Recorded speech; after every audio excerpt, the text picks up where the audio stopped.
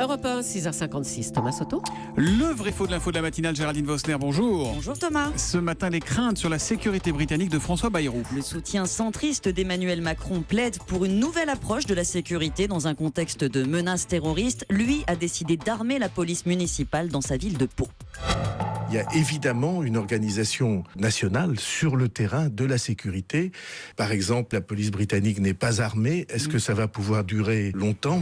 La police britannique n'est pas armée, affirme François Bayrou. Vrai ou faux, Géraldine ? Alors c'est faux, même si très peu d'agents sont autorisés à porter une arme et ont suivi pour ça une formation très stricte. Un policier sur 20 en Grande-Bretagne et 1 sur 10 à Londres est armé. Le rôle de ces agents, c'est de fournir un soutien à leurs collègues qui ne le sont pas. Ils fonctionnent par patrouille avec pistolet, fusil d'assaut et peuvent intervenir très vite sitôt qu'ils sont appelés.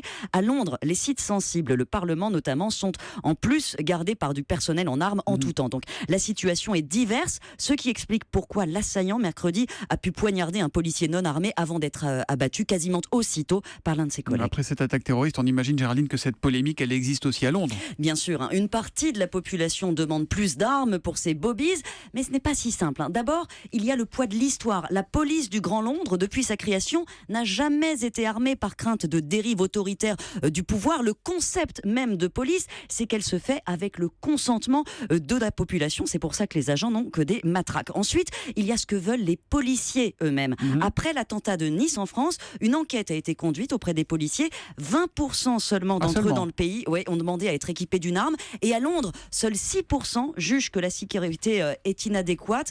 D'ailleurs, pour le chef de la police, les armes n'empêchent pas nécessairement les drames. Il y a eu l'an dernier 15 000 opérations de policiers en armes en Grande-Bretagne, mais les agents, Thomas, n'ont ouvert le feu qu'à 7 reprises, 7 fois tout au long de l'année. Un modèle différent du nôtre, on va dire. Merci beaucoup, Géraldine Vosner, pour le vrai faux.